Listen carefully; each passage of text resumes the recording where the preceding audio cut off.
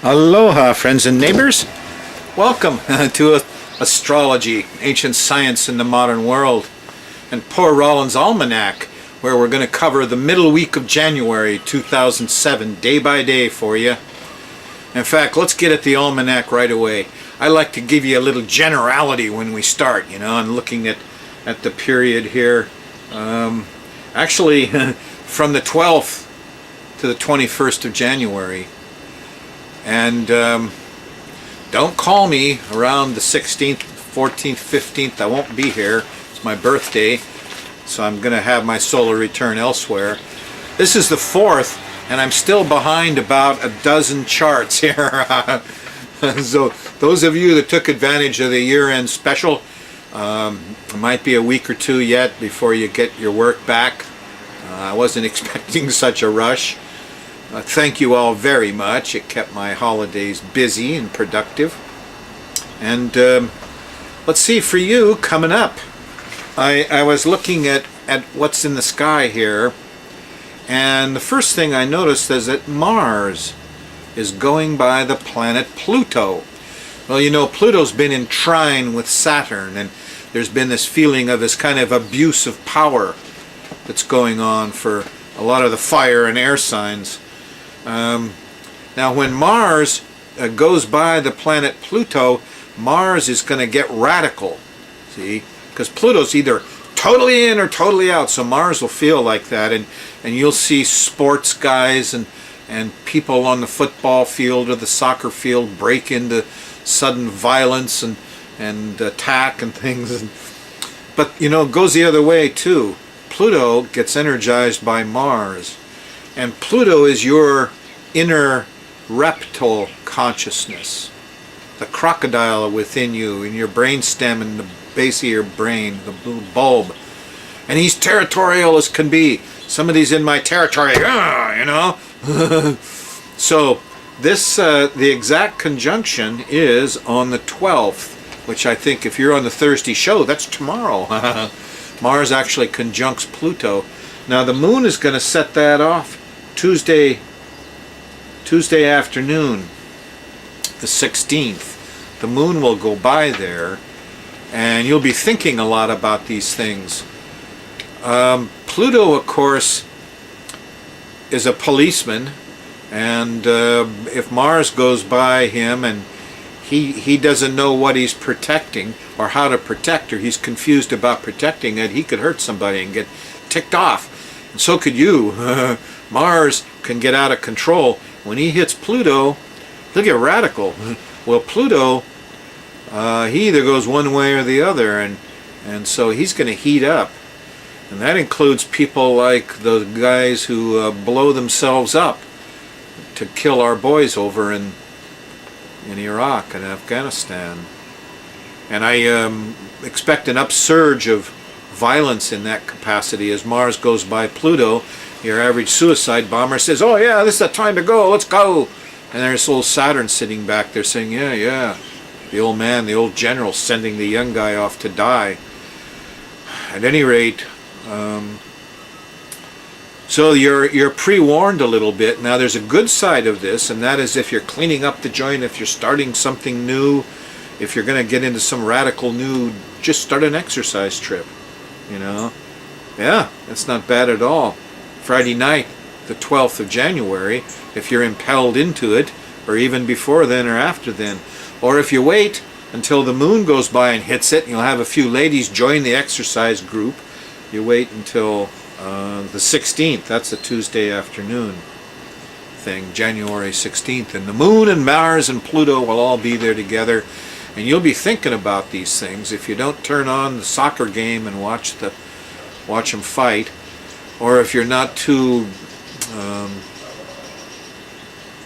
occupied with watching radicals and bombers get out there and show their heroics. Whatever it is in the outer world, the secret is if you feel that way and you start to get pissed off and irritated when Mars goes by Pluto, you're having trouble controlling it, ask yourself what you're protecting. The job is to do something physical. Pick it up, move it, paint it, fix it, hammers and saws and nails. That's what Mars's job is, maintain and fix and protect things.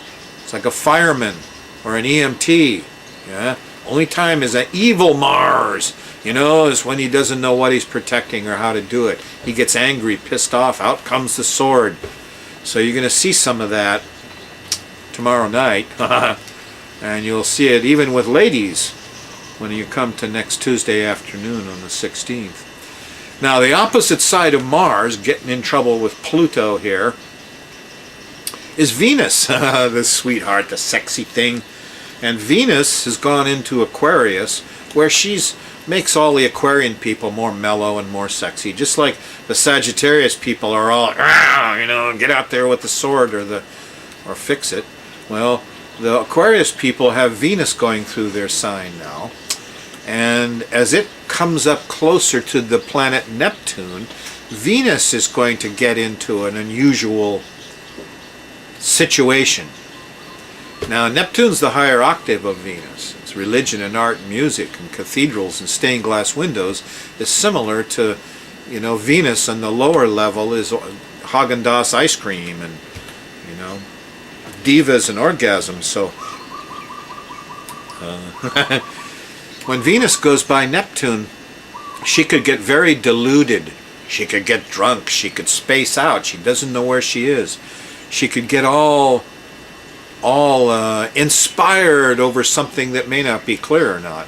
And you're sure to see some of the divas on TV and in the movie stars running around on drugs and getting drunk and so on. Okay, and so some of them now, the higher types, may get religion or make some beautiful music.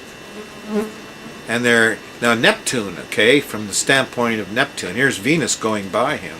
Neptune's going to get sweet and sexy and soft and loving, and so religion, art, and music should be more pretty and more acceptable and more enjoyable. Your music would be more enjoyable.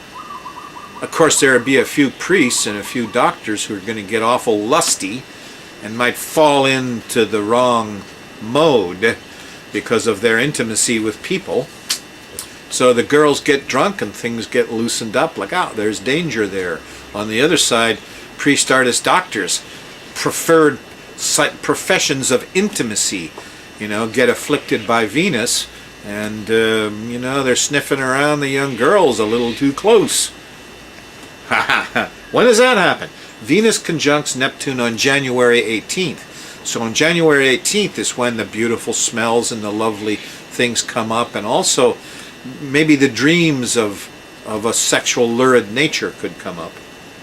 Venus hits Neptune, and so now at Saturday, that's on the 18th. On Saturday the 20th, the moon goes by there. It starts early in the morning when it hits Neptune, and the confusion, and you wake up and you're already in a deluded dream, and then the moon hits Venus about, when is that?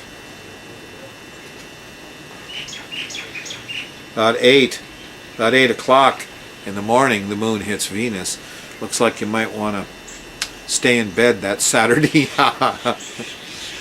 Anyway, so there's a big Mars thing, getting out of radical, getting out of hand, going too far. Friday night, the moon sets it off Tuesday afternoon. Venus, she could go too far. She could get drunk and take her top off, on the 18th of January, and you'll see it the public will be very aware of it on Saturday, in the morning, and you'll feel it too. So, Mars and Venus happening. Sometimes they're kind of fun. I did all the charts this morning, all my astrocartography charts for the rest of the year, all the full moon and new moon charts. I'm on the 4th here, and there was that full moon at 12 degrees of Cancer Capricorn, trined and sextiled Uranus on the 3rd. I can't believe it. I'm making progress on all fronts. It feels so good. And suddenly all the astrology work I was looking to do on earthquakes got to be a much smaller job. And hopefully now, this is the last half of the half-price charts. I had probably a dozen, 15 charts to do. will go much quicker now that I'm really working with a solid Uranus. I hope you are. I hope brotherhood has come out, and environmentalism and astrology and your higher mind. You got it for a whole month until the next full moon, you know. Use it, work with it. Anyway, hey, let's go look at that. We'll get the sky mirror out and look at that week in detail, okay? Poor Rollin's Almanac coming up. Hello?